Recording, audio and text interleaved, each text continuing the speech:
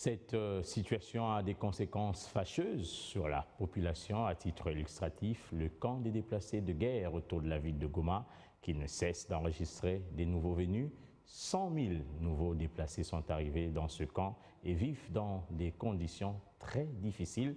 C'est un constat du gouverneur militaire du Nord Kivu, le général-major Peter Chirimwani, qui a effectué une descente dans différents camps des déplacés accompagnés des acteurs humanitaires.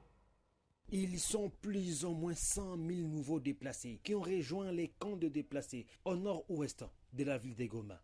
Les conditions de vie dans ces camps sont plus que difficiles. Pas de soins de santé, pas de nourriture, pas d'eau, moins encore la sécurité ont martelé les déplacés de Lushagala, Nzulo, Bulengo et Mugunga devant les gouverneurs militaires du Nord Kivu, le général-major Peter Chirimwani, qui a fait une descente ce mercredi dans ces camps, accompagné des partenaires humanitaires. Comme vous le constatez, la pression de l'ennemi est encore beaucoup plus grande. On a déjà un surplus d'environ 100 000 déplacés qui se sont ajoutés sur le premier lot. Et donc ce n'est pas une chose facile. C'est donc dire que ces gens vivent encore dans des conditions extrêmement difficiles. Et nous pensons que les partenaires vont se pencher, et même nous-mêmes, le gouvernement. Et pour répondre tant soit peu aux besoins des déplacés de guerre, après l'état des lieux fait par l'autorité provinciale avec ses services techniques et ses partenaires, 20 millions de francs congolais ont été déboursés en urgence, en attendant d'autres mesures, parmi lesquelles déloger les M23 pour un retour de déplacés dans leur milieu d'origine, explique le numéro 1 du Nord Kivu. Nous sommes en train de voir comment nous pouvons faire des efforts.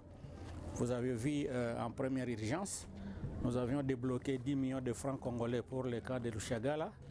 En Zoul, on a aussi donné 5 millions de francs congolais. Et ici aussi, nous allons laisser 5 millions de francs congolais. Et je crois aussi sur la route, on va essayer de parler avec les déplacés. Oui, je disais aussi qu'en faisant l'état des lieux, c'était aussi leur donner des assurances que le chef de l'État est en train de déployer beaucoup d'efforts pour que les déplacés puissent rentrer dans les brefs délais dans leur milieu d'origine. Dans cette descente, le chef de l'exécutif provincial s'est arrêté plusieurs fois pour échanger avec les déplacés venus de Chacha, Karouba, Saké, en territoire de Massissi.